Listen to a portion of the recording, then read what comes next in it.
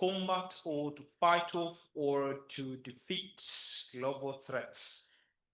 We all know that a cyber threats or cyber crimes are borderless. They cause tremendous destructive power to our countries, starting from normal hacking incidents where you lose data, you lose privacy and all, to attacks on critical infrastructure where the electricity, transport systems, and the like can be turned off. But again, these things being borderless, we put a lot of emphasis that we have to put a lot of energy to fight off within our own countries, especially in Africa, given that the conference or the forum is dedicated for African countries. So I don't know whether I'll be joining them there or I should stand here so that I can make it even more shorter. But I'll join them there. But before I join them, allow me to start inviting everyone to introduce themselves, your name, what you do, and as you introduce yourself, also tell us a little bit about what kind of probably solution you think that have been from Nigeria. I know we have Tanzania, South Africa, from your own country that probably have been implemented and they are really productive resolving some of these cyber threat challenges in your own country. So let me start with my brother from Nigeria. Introduce yourself, as I've said, what you do, and then share with us at least one solution that you think that was local made and it really provide better solution to combat cyber threats. Thank you. All right. Thank you very much. Okay. Yes. My name is Oluwole. From Nigeria. I work in cybersecurity, actively in threat intelligence and security operations. And one thing that we've seen that worked in Nigeria is the implementation of national SOCs and sectorial SOCs, right? So you have the national SOCs and you have every industry or sector, aviation, health, finance, education, has some sort of SOC that they report to, that also kind of provides some sort of services down to these other institutions within the sectors. And it's something that is working because of that we've been able to identify imminent attacks, threats, and provide either services like supports, tech supports, cyber threat intelligence supports, incident response support to smaller institutions who do not have budgets to, subscribe or pay for high-end security tools, right? So because of these sets, these smaller institutions and SMEs still have access to cybersecurity resources, still have access to services that keep them up to date, protect them, and provide them with information to stay up to date in the world of cybersecurity, and ultimately helping them to become resilient. So this is one thing. There are still other initiatives that are still going on, but this is something that's actively being implemented and it's currently working, and we are seeing real-time value from this. Thank you.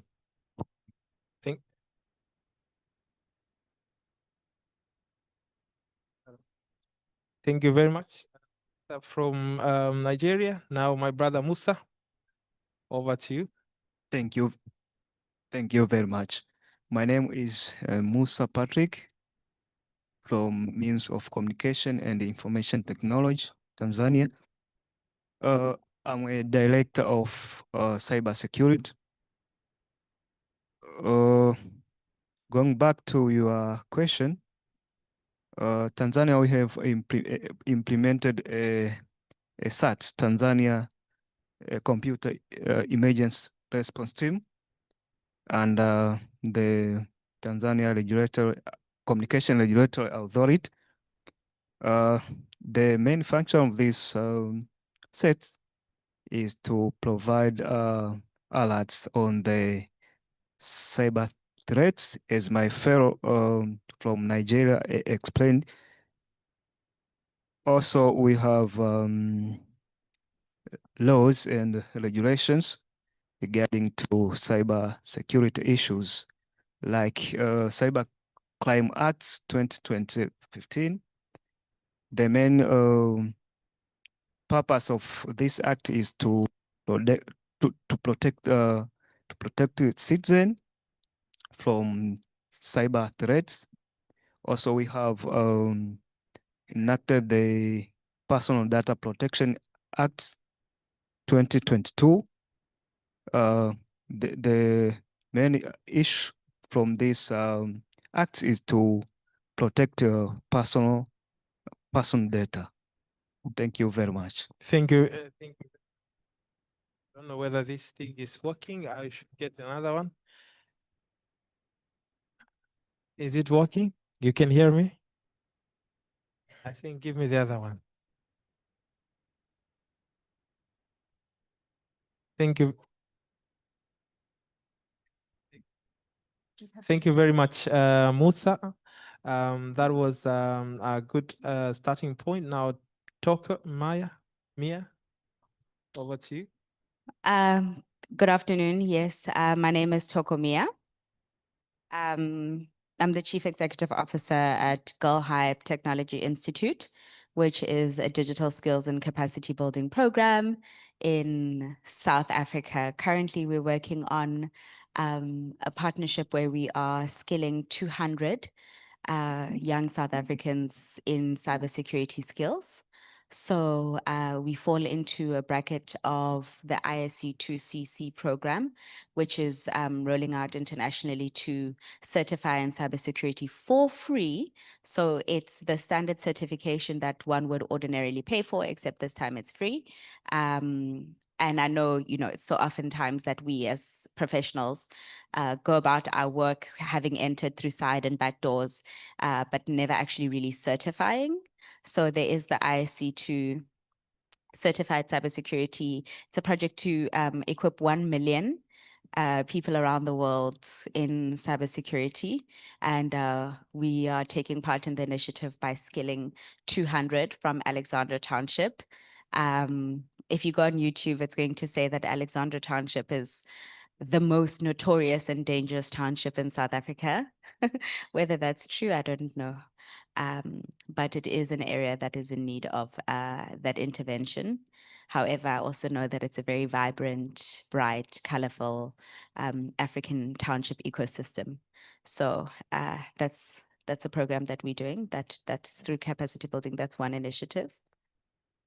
Thank you very much, Tokomia. Actually, Tokomia is a good friend of mine for a very long time. So I know you're doing a great job. Good job. Now to my brother Nazir Kirama, over to you. Thank you very much, Kileo, for inviting us to this conversation. My name is Dr. Nazarius Kirama. You can also call me Naza. And I work for the Internet Society Tanzania chapter and also doubles up as the national coordinator for Tanzania Internet Governance Forum. I was yesterday in solidarity with African IGF. And from what I hear, it was very successful, but I cannot assess myself as a coordinator. And also, thank you. And also, I am a community network promoter and enthusiast, connecting the unconnected and connecting those who are connected but don't have affordable and reliable internet access. I'm also, the project that I lead was the winner of World Summit of the Information Society 2024 last year. 2024. in the category of access to information and knowledge. That is category number 4, or action line number 3, sorry. Also, the IEEE winner for connecting the unconnected, and also the IEEE winner 2024 for gender mention.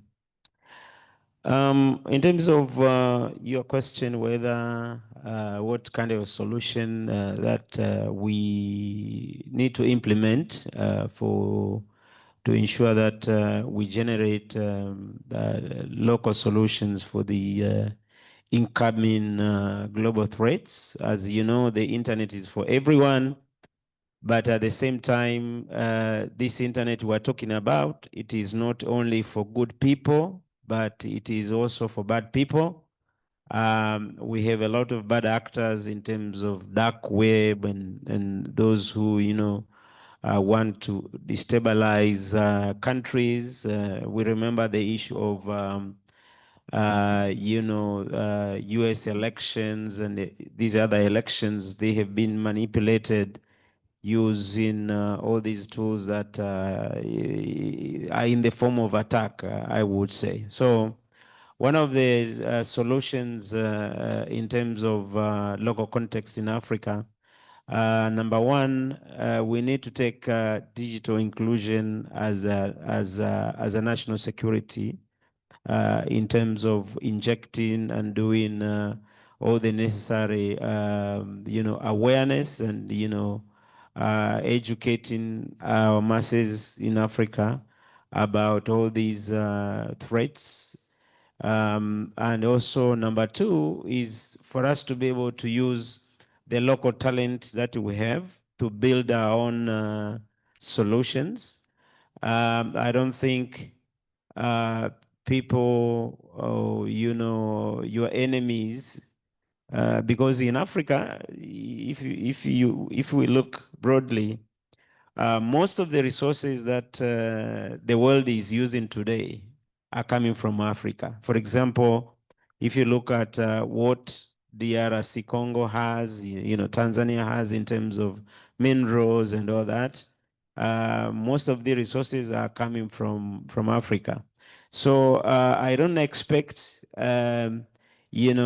experts in America or in the United Kingdom or anywhere that is outside Africa to create cyber solutions that will really protect your turf. The best way is to continue to build our local capacity. We have the talent in our institutions of higher learning, and also we have entrepreneurs, just like what Bill Gates did.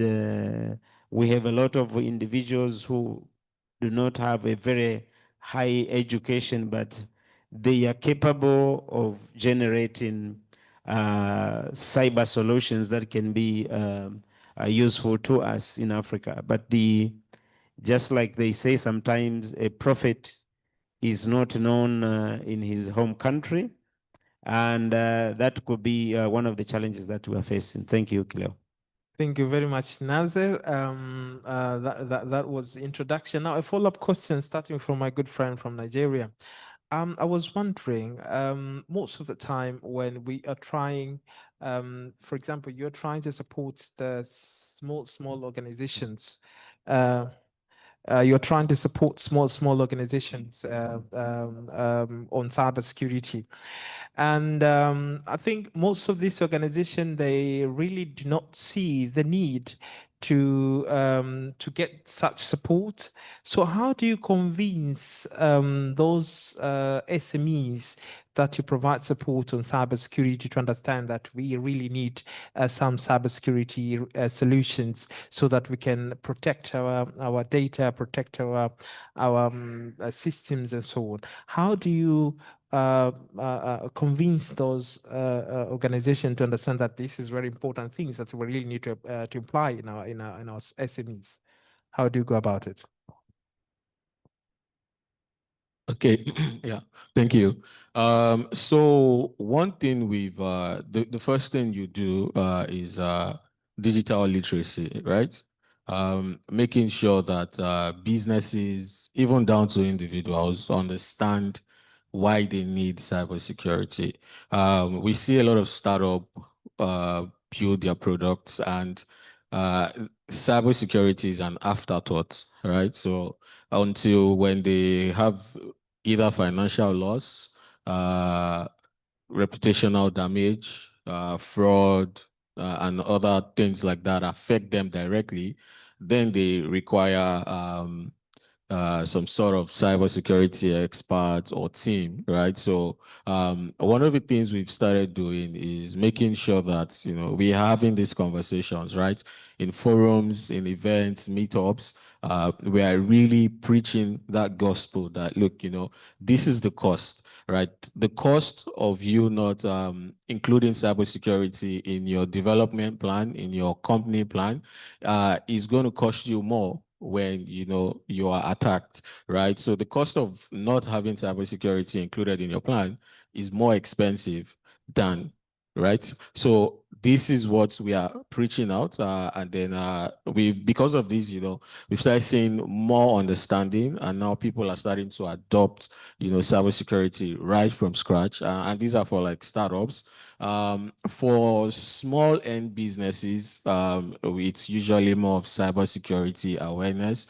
So, for example, there's an awareness program called No Go for Maga, which is in Pidgin, right? No Go for Maga. In plain English, it means don't be a fool, right? Or don't fall for scams, right? So it's a security awareness program for things like market women, you know, shop owners, and making them Instagram businesses, social media businesses, making them understand that, look, you might not have, you know, the resources, or of course your business is not big enough to maybe employ a cybersecurity expert or outsource certain security things to a company, but these are the things you can do on your own individual level, right? As a person who owns a small business on social media, using social media to advertise or selling on social media, these are the small things I can do to protect myself,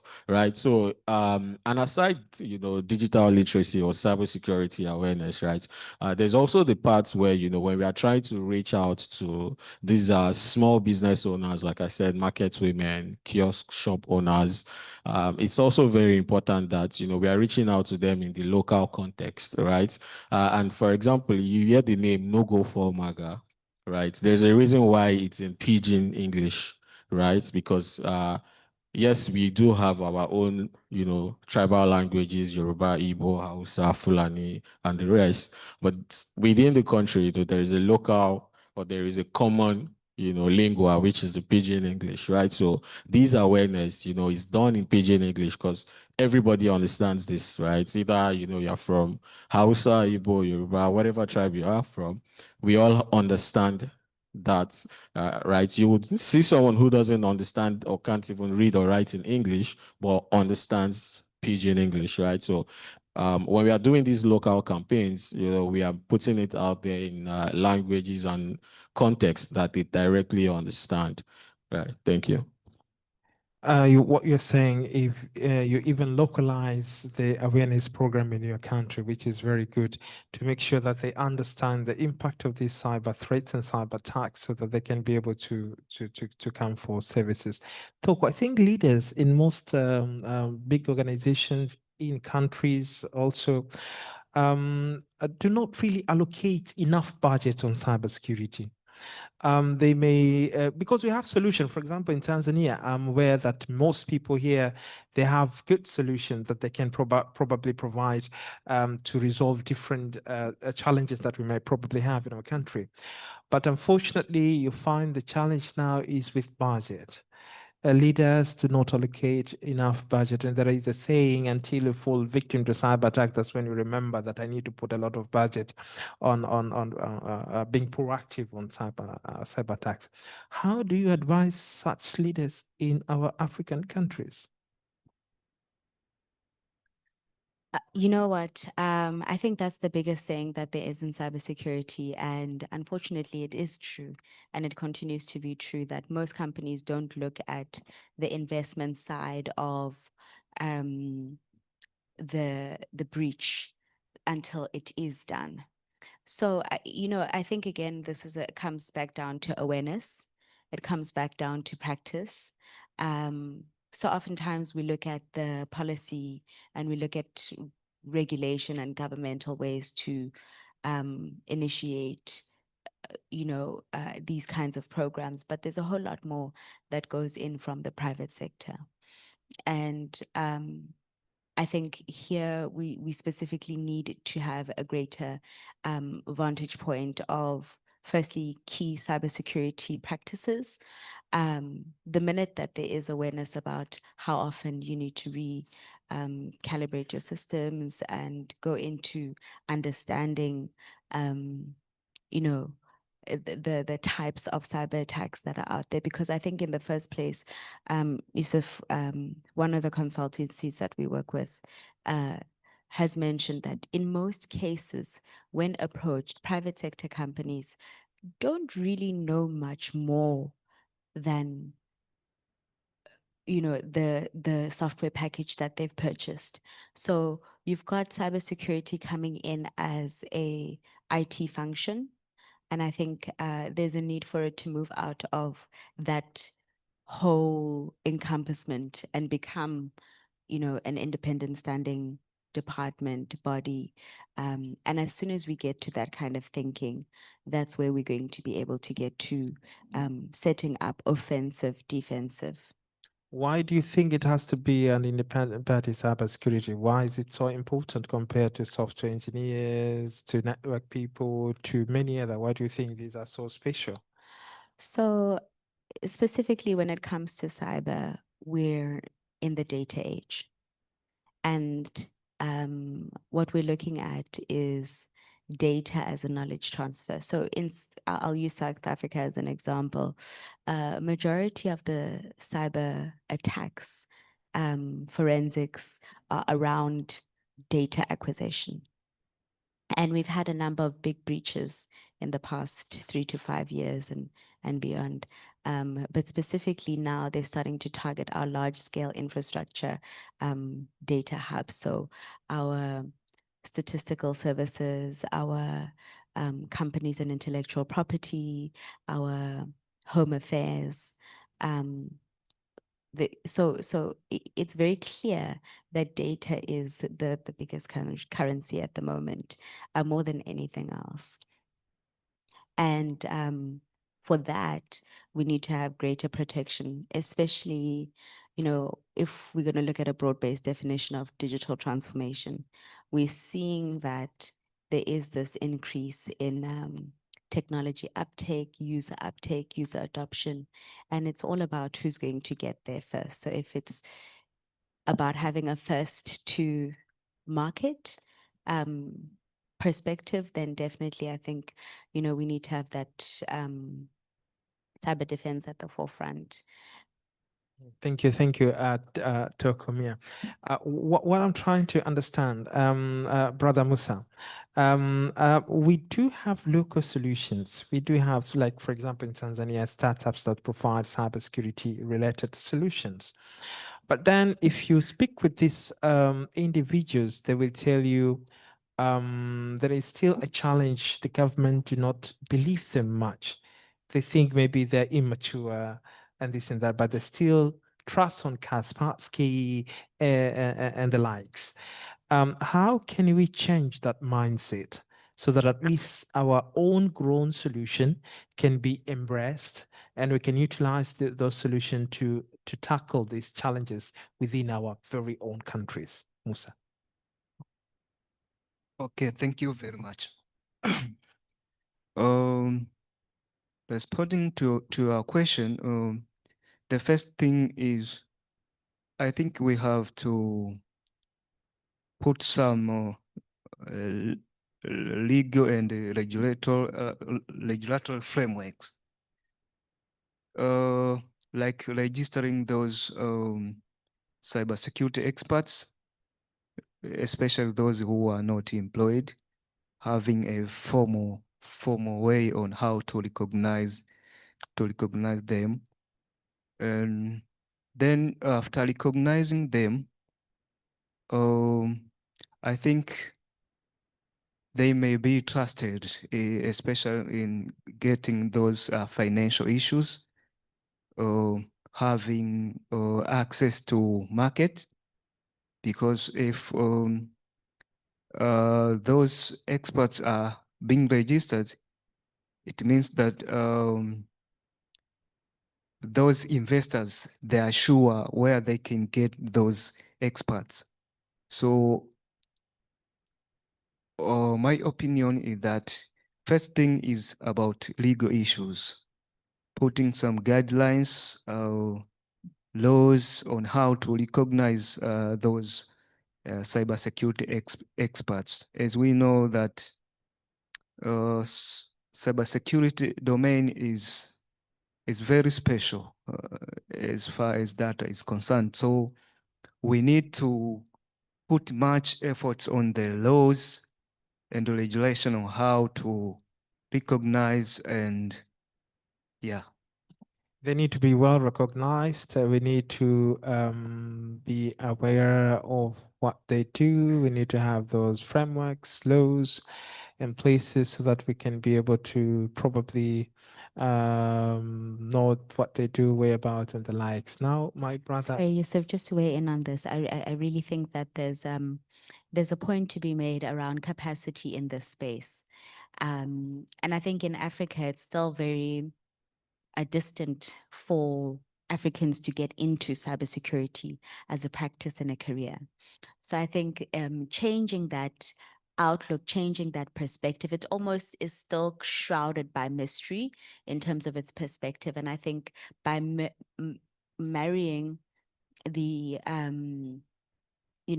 need with the need for competition in the space is extremely valuable. So I would advocate for an increase in competition through ethical hacking frameworks, whether it's ethical hacking capacity or having much more encouragement and initiative around hack-based penetration and testing. I think in the US, they actually had an incentivized system for this. So companies would put themselves up to say, we believe that our systems are secure, and whoever's going to be able to access them would, traditionally get a job at that company or otherwise have a reward for their efforts.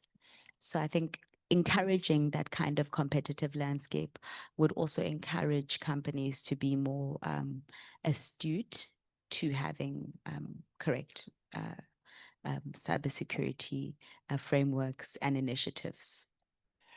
Very good. Now, my brother, Dr.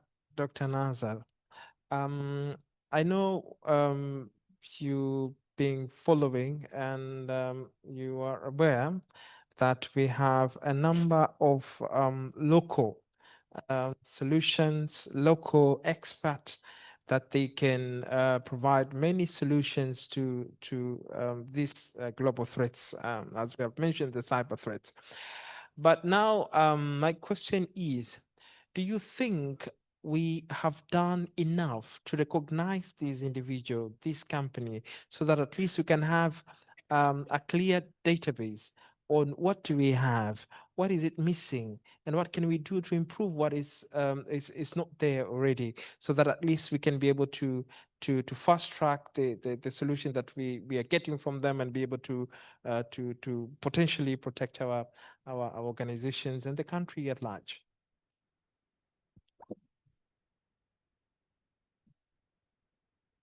Thank you very much.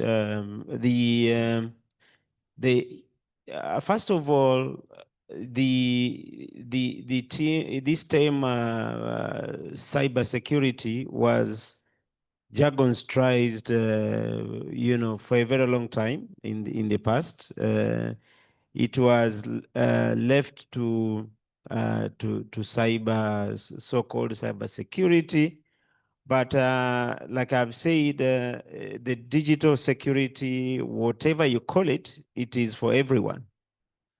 Coming to your question about the issue of generated local solutions for protecting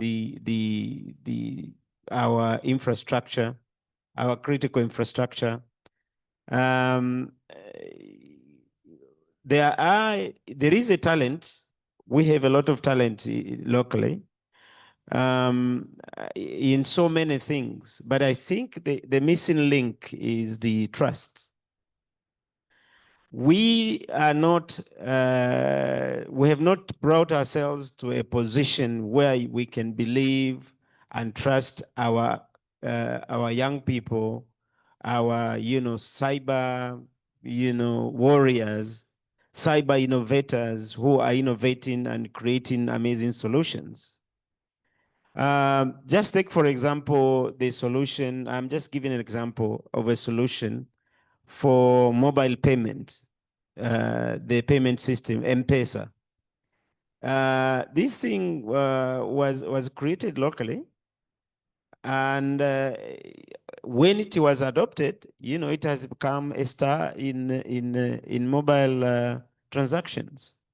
So I think we need to take a step back and adopt and trust our cyber warriors who are creating solutions. Without doing this, it is very difficult for us to, to even use these local solutions for employment creation. Therefore, to respond properly to your question, I don't think we have done enough.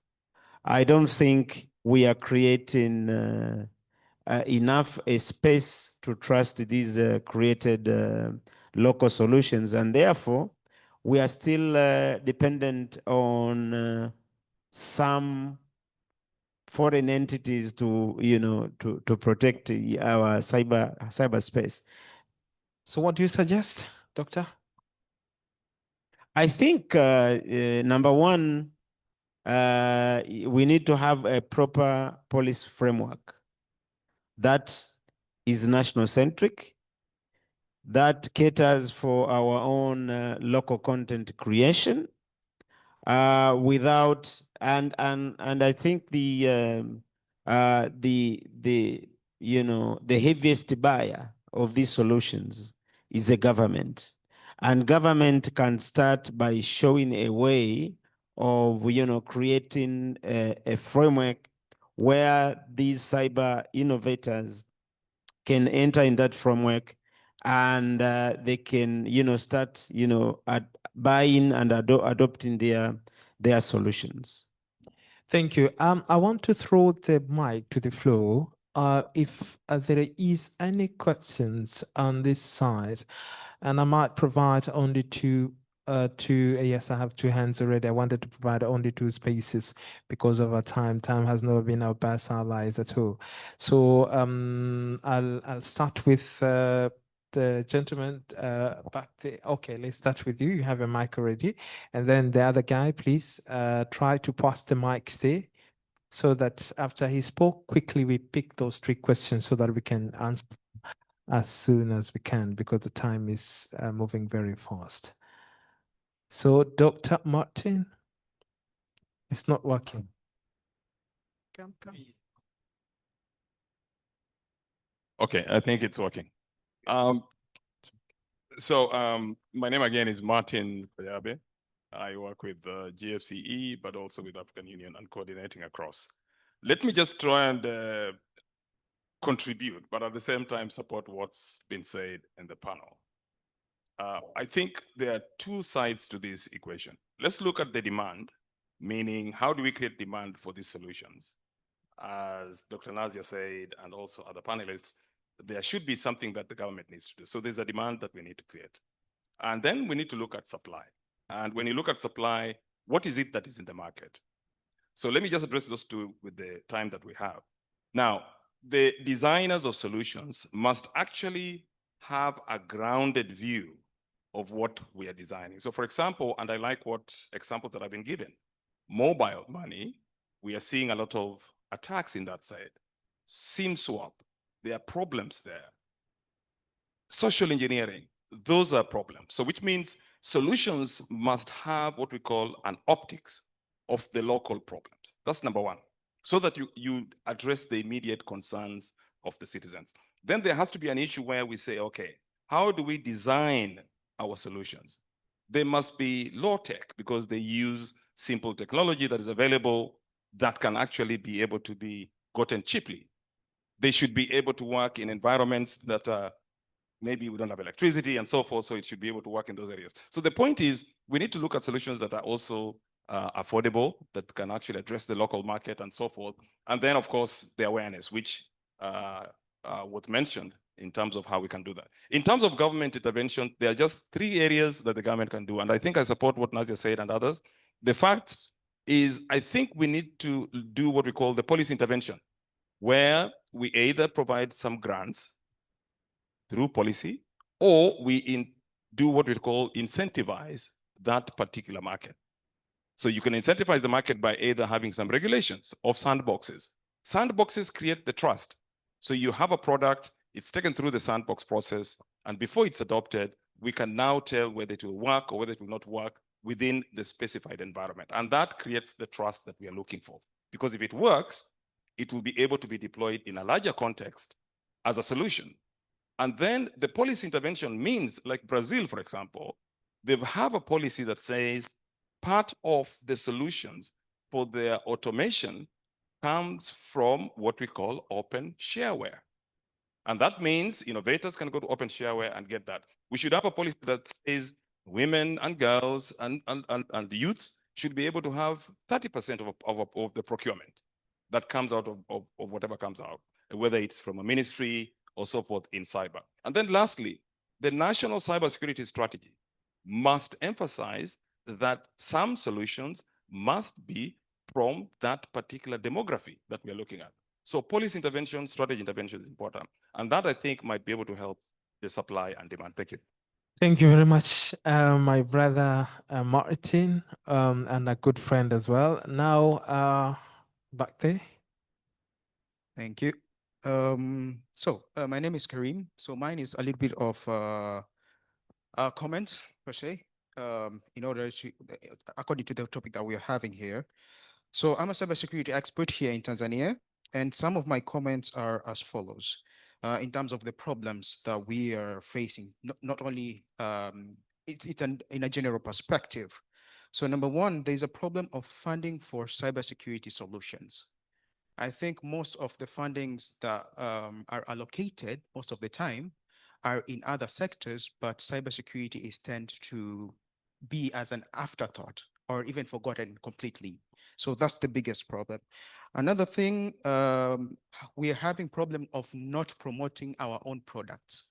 So for example, there are solutions that I know of here locally. One of my sister, Esther, she has her firewall that is made out of AI, but unfortunately, people supporting her and promoting the product to be known is very minimal. So we have a problem of promoting our own products, right? Then we have another problem of loyal to the brand. Yes, some products outside of the country that we're being provided for are good, but you'll find local products are being produced, but people will come and ask you, okay, yes, you're a local brand, but we prefer using, for example, AWS. So that's loyal to the brand. And then another problem is cybersecurity experts not really understanding the market. For example, you'll find, let me just say here locally, people are more interested in entertainment. Why don't we look for ways on how we could make cybersecurity entertaining so it could attract more people to want to listen? So we have also that problem on the side of us experts. Also, we need to understand the culture. If you don't understand the culture, it's as if you're just, they say kumpigia mbuzi guitar in Kiswahili, like you're just, playing a guitar for the goat, but you're not doing anything. And then we also have this problem where we say we have few cybersecurity experts, but the right question that we should be asking ourselves is, what is it in there for the people to come and become cybersecurity experts? Because if we're producing cybersecurity experts trying to get people on board, but what's in it for them? Are there employment opportunities? Are the opportunities going to give them money? Because at the end of the day, people want to survive, right? So we need to think on those perspective, what's in it for the youth in order to have more cybersecurity experts. So we need to try and reframe our questions. And then there's an issue of ignorance. I think that's a big problem. For example, you find people saying, what do I have that the hackers would want? That's an ignorance issue. People don't want to learn from other people's mistakes. That's a problem. For example, you'll find your neighbor, let's say, for example, Kenya, are getting hacked due to problem A, B, C, D, E, F, G. It was an opportunity for you to check your local solutions, local products. Do they have those type of vulnerabilities in order to protect yourself, right? So that's another big problem. And then finally, let me end up with, yeah, and the last bit is collaboration. So for example, I myself, you find for almost half a decade, I've been doing cybersecurity, capacity building locally, doing awareness, etc. But the support that I get, it's almost minimal. So we need collaboration. Thank you very much. I think, as I've said earlier, the time has never been our best allies, but you raise a very, very important point that I truly think we have people are taking note. And I believe these are the things that we need to walk around them, especially the ones you spoke of, the loyal to our own solution, that I think I've seen also that is a big problem, and we really need to walk around it. And the point has been taken, and I think we are going to look at it. We only have 5 minutes, and I have 4 people, so I want them to give their final thoughts, starting from my good friend from Nigeria. Your final thoughts and call. Yeah, thank you once again. Well said from everybody, my fellow panelists and the audience, also contributions from Mr. Martin and the gentleman there. There's no doubt that we still need to do a lot when it comes to homegrown solutions. Myself, I have an homegrown solution, and I still face every single challenge that has been listed down here today. But we need to start doing, right, rather than talking. It's easy to talk, right? We're always talking. Last year I was in Rwanda. We had so many conversations. We'll do this, we'll do that. How many things has been done today, right? I can literally count, right? So action is my final word for today. Let's take action. If you're in position to push for these things, right, push for it. If you're in government, you know how to push and, write or create these policies. Do your bit, push for that. Thank you very much. Thank you very much. My brother from Nigeria spoke things that I always say, that we enough of talk. We spoke many things at length all the time, but where are the action plan? What do we do to put these words in action? I think that's what's missing. And I think we need to do more in implementing all these talks that we always have every now and then. Musa, your final thoughts? What I can say is on the part of as the guy explained the issue of ignorance. Most of, especially in Tanzania, most of the people, they are very ignorant on these cybersecurity issues. What we can do is to allocate more funds or resources on the part of public awareness, to be the citizen must be aware of the cybersecurity issues. I think for our country, this is the most biggest problem. Thank you very much. Thank you, Musa. And I know we are doing a lot of things on awareness creation, not only on media like Sita Peliki and the likes, and also the media houses. We do a lot of interviews every now and then to raise awareness, but also I think we've been moving from one part to another to raise a lot of awareness. I believe in time people will get better and things will be the way we want them to be. Toko?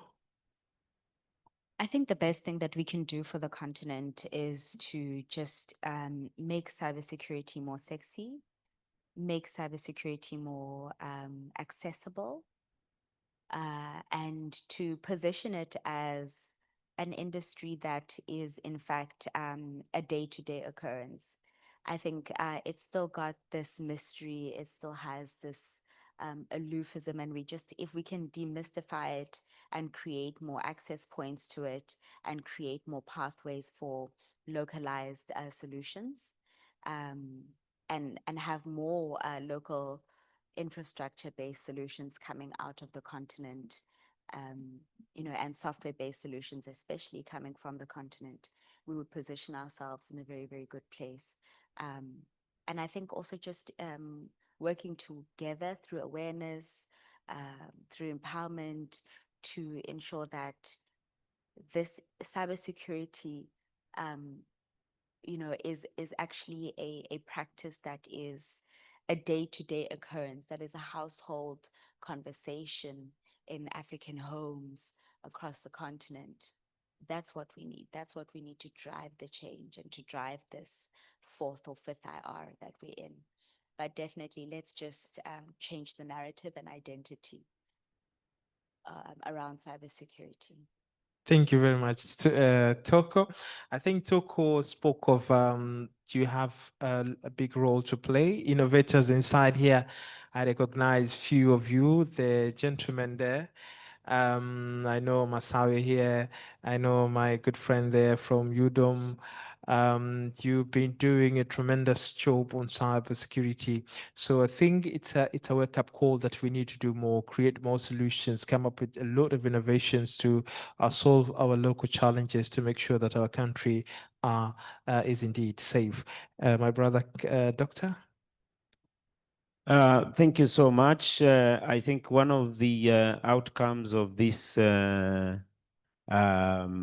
conversation today should be, to form a working group. If we at all we feel that there is something in this conversation for us to be able to take it forward, let us form a working group, and I would propose the gentleman from who was contributing, Dr. Koyabe, and the panelists. Let us form a working group to push this thing as an outcome of this session, and maybe in the next 5 years we might have something tangible to show that at least when we sat down in this session 5 years ago, we didn't just sit and talk, just like my young brother from Nigeria was alluding to. Let us, if the working group failed, so let it fail. But at least we started as part of the solution to these issues. So we shouldn't just walk out of that door without having something tangible from this conversation. Thank you. He says, let's put hands together, let's work as one, formulate a group, and let's see how we can come up with the implementation plan of what we have been discussing for the past 60 minutes. My time is up. My final thoughts is that cybersecurity is here to stay. We are going to have a lot of challenges as the time goes on. It's us to understand these challenges are there, and they have tremendous destructive power to our countries, from attacking individuals, hacking and so on, to critical infrastructure attacks, where we can have difficulties in financial institutions, transport sector, health sectors, and the likes. So we have to do more and less talk. After saying so, allow me to conclude here. My name is Yusuph Kileo, a cybersecurity and digital forensics expert. Looking forward to meet you again next time. Thank you very much. Asanteni sana, shukran, merci beaucoup, obrigado.